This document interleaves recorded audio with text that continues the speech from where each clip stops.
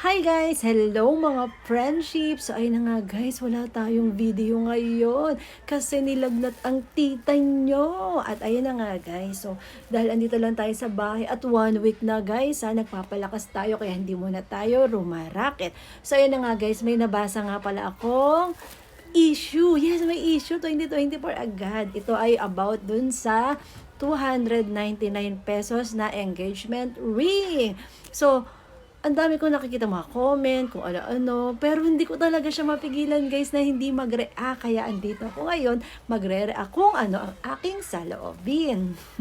So yun lang, kasi guys, naboboring ako dito sa bahay. Wala akong magawa. Lalo na si Bianca ay may pasok na, naiiwan ako mag-isa dito. So ayun na nga guys, eto na nga guys.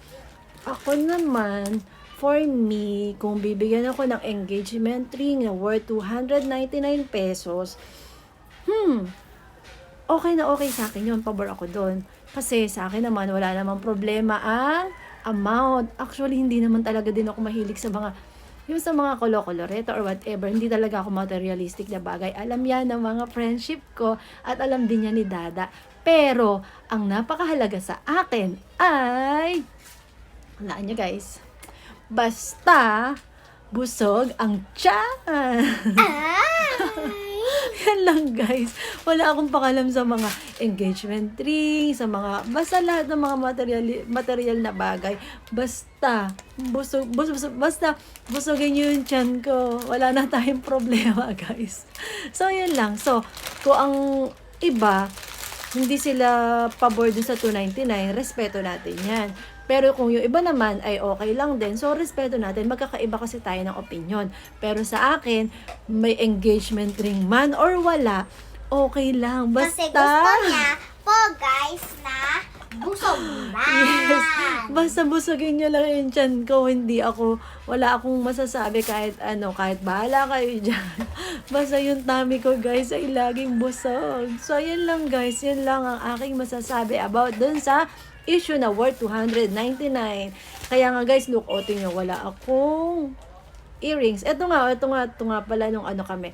Itong sing-sing na to, ito nga pala yung ano, yung unang bigay niya. Oh, 'di ba? Ano din to? Yung silver ba yung silver word? Pero ito nang ginagamit ko. May wedding ring din kami, hindi ko masyado ginagamit. Minsan lang.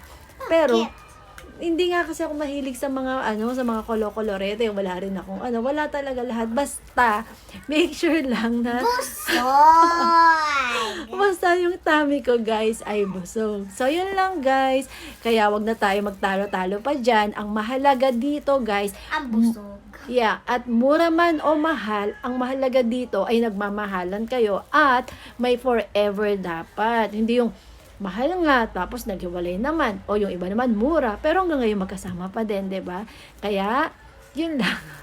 Yun lang masasabi ko, and put God first lagi para buo lagi ang family. Okay? So yun lang guys. Bye-bye. Bye guys. Get well soon, Mommy Jewel. Bye-bye. Well, son, Mami Jiwen. Sabi ni